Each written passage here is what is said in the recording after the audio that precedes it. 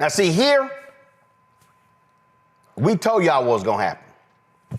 But a whole bunch of these Trump people effed around and found out. And now they're crying. Here's this white woman in North Carolina. Yeah, we voted for Trump because he promised while he was campaigning like a million times that when he got into office, he was going to bring down prices, bring down grocery prices. The inflation has been high ever since COVID, and he promised he would bring that down. But it's obvious to me now that that was not true. Egg prices have skyrocketed. The bird flu is killing all the birds, and he doesn't seem to be doing anything about that. He's stopping disease communications from the disease centers in America, pulled us out of the WHO. Like, how does that help anything? And yeah, all he's been doing is taking away rights and freedoms, or trying to. He's not doing anything about the economy. So yeah, we totally regret our vote at this point. We've had a really tough time here in North Carolina. Half of my house got washed away in Hurricane Helene, and I applied for FEMA assistance and we got approved. But now Trump is canceling FEMA and emergency assistance to people. He's also canceled Medicaid for my children. I know they said they put a halt on his freezing of the funds, but the Medicaid portal is still not working, so we can't access anything for our children's health insurance.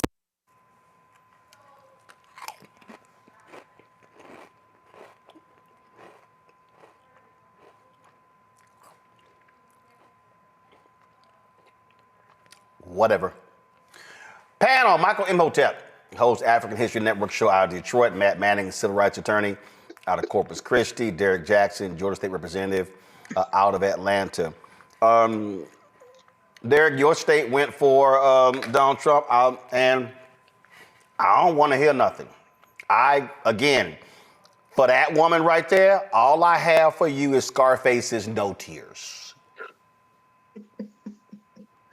Listen, Roland, I don't think we can say we told you so.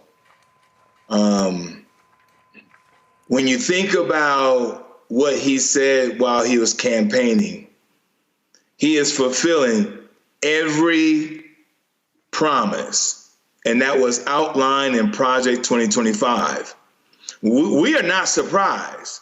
I just want to make 2 points, Roland, if I could. When you started off talking about the HBCU funding, and people don't understand, right? That B in there stands for black. We get that. But when you think about the number of folks that walk through the doors of HBCUs, and then Pell Grant funding, which will also be, they're aiming to remove Pell Grants. And so I had to do some math here and look at the data, because on the Roland Martin show, we talk about facts and figures and data. 72% Black students get Pell Grants. 51% Indian students get Pell Grants. 48% Hispanic students and Latino students get Pell Grants. 36% Asian students give Pell Grants. 34% white students give Pell Grants. And so while he's going after the HBCU, they're going to do this in the most clever way, because not all actions, Roland, as you well know, are done through legislative means. All he has to do as the president, call up the Speaker of the House and simply instruct the Speaker to say, remove all funding for Pell Grants. That doesn't require a legislative action. That doesn't require an executive order. That doesn't require a memo. All he has to do is call up the Speaker of the House and say, remove all Pell Grants funding. The second and my last point, Roland, if I could, when you think about this whole thing about diversity, equity, and inclusion, and as a retired military officer, and in the 18 months of my 22 years, I was an air traffic controller. And it frustrated the hell out of me when I watched this individual said what he stated. at the time he stated. Not only it was incredulous, not only it was disgusting and despicable. When you think about the rigorous process that air traffic controllers have to go through, I just want to let your audience know, air traffic controllers, it's only 73% that are white. Black air traffic controllers is 9%. First of all, not only 73%. I mean, that's a huge number. But again, we understand what their game is. But here's the reality and we kept saying it over and over again, Michael. Go to my iPad. This is from CNN. Quote, "This is exactly the work we set out to do." Paul Dans, who oversaw Project 2025 at the Conservative Heritage Foundation, told CNN in an interview Wednesday, "It's still in the early first stages of bearing fruit, but we wanted to make sure the president was ready to hit the ground running on day one. The rapidity and the depth of what they rolled out this quickly is a testament to the work done in Project 2025 and other presidential transition projects." We warned people on this show. Yeah. I remember the reporter from Axios reported in the first year of the Biden administration, Republicans were planning this. In the first year. Jonathan Swan. That was, so for 3 years, and folk were just sitting here, for 4 years. Here you go. People, and then when I've never heard of it. I don't want to read it. I have no idea. They were lying. And these idiots in the media went, well, Trump says that's not his plan. He's got Agenda 47, which was the same thing.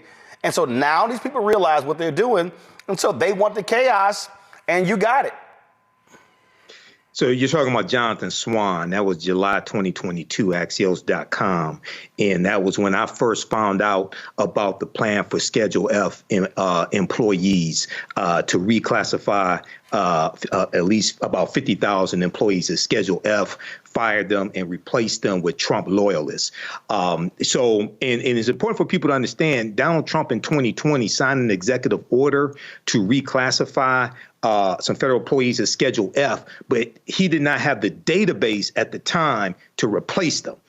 President Joe Biden, when he became president in 2021, he rescinded that executive order. Trump has put it back in place now, and they have the database. They have the litmus test. They've been planning 3.5 years.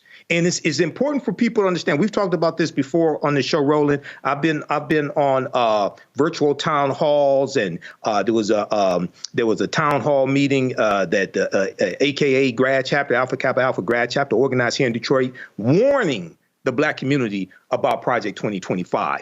The full name of it is Mandate for Leadership: The Conservative Promise, Project 2025. From the Heritage Foundation. The Heritage Foundation has been putting out their policy playbook called Mandate for Leadership, the Conservative Promise, each election cycle going back to 1981 under the Reagan administration. They've been doing this over 40 years.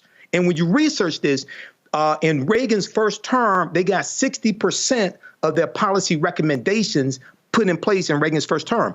In the first year of the first Trump administration in 2017, they got 64% of about 334 policy recommendations put in place. One of those was withdrawn from the Paris Climate Accord. One of the things that they want to do is to repeal the Affordable Health Care Act, Obamacare. We know Trump tried through Republicans in the legislative branch of government tried to do that at least 60 times. So this is real. Okay, we warn people. And you don't put a plan, a 922-page plan, you don't sit and write it if you don't plan to implement it. Yep. 140 people from the first Trump administration were involved in writing it, and now he's nominated people like Russell Vought, who's known as the architect of Project 2020. So here's the thing here's the thing here, Matt, that people need to understand. It's going to impact a lot of Black people. They don't care. You talk about programs, about cutting off checks, you name it. And so they want this chaos. And again, for the people, for the Black people who are out there, a lot of these YouTube folks who are running their mouths, okay, yeah, that's what y'all want? You got it for 4 years. Go ahead, Matt. The cruelty is the point. The cruelty is the point. It's not a byproduct. It is the express what they're seeking, the express consequence of these policies. And on top of that, this is so disingenuous to me. I absolutely abhor this kind of thing, right? At least be honest and say, we knew he was a known quantity. We voted for him as a known quantity. We, suspected we weren't going to get 100% of what we wanted, but we voted for him and we knew this was coming down the pike. This smells like people are trying to not clout chase, but trying to get, their neighbors to say, hey, I'm actually a good person. Forgive me. I thought he was going to do this one thing I voted on. And look, here's the thing. We know people aren't single issue voters. Trump has a policy, or at least has a position on most things that are going to affect people's lives. Right. So if you vote for him, you know what he's going to do. This is dishonest to me. And this is people, I think, just not owning up to the fact that they either voted along the whiteness lines or they voted along some other lines from this candidate who was talking about the things he said he was going to do from day one. What did he say, tongue in cheek, months ago? Day one, I will be a dictator. And what are we seeing? Dictatorial actions. We are literally seeing the rounding up of immigrants in our country. We're seeing the fomenting of us versus them, even more so than it was in his prior term. And what you're seeing is they are continuing to push the bounds of constitutionality. I mean, when you have a federal judge saying this is blatantly unconstitutional, right, and asking an assistant U.S. attorney if he stands by the argument that this is truly a constitutional position, and he has to hem and haw because it's ideological and not, moral or legally based in any kind of merit. That we are in bizarro world, and anybody who voted for Donald Trump voted with this intent to happen, not because they thought it wasn't going to happen, but instead they knew it would and voted in spite of that. So I think this is disingenuous. And when I see people who I know voted for Trump saying this kind of thing, I'm like, keep it, because we know it isn't honest and we know it's not true. Well, folks need to recognize this was going on, and you talk about cruelty is the point. That's exactly what it is. Hello, I'm Isaac Hayes III, founder and CEO of Fanbase. And right now we're accepting investors in our $17 million round to revolutionize the future of social media. Today, for just $399, you can own 60 shares of stock in Fanbase at $665 a share. Go to startengine.com/fanbase and invest today. While the big platforms have grown too massive and disconnected from their users, Fanbase is building a platform where creators and users truly come first. We've already raised $4.8 million from everyday investors who believe in this vision, and now you can join them. This is your chance to invest in a social media tech company with over 1 million users that is disrupting media by allowing anyone to reach all of their following and monetize their content from day one. The market is changing, big platforms are failing to serve their users, and Fanbase is stepping up to fill the gap. Don't wait until it's too late. Invest now. Invest for yourself and your future. Go to startengine.com/fanbase and own the future of social media.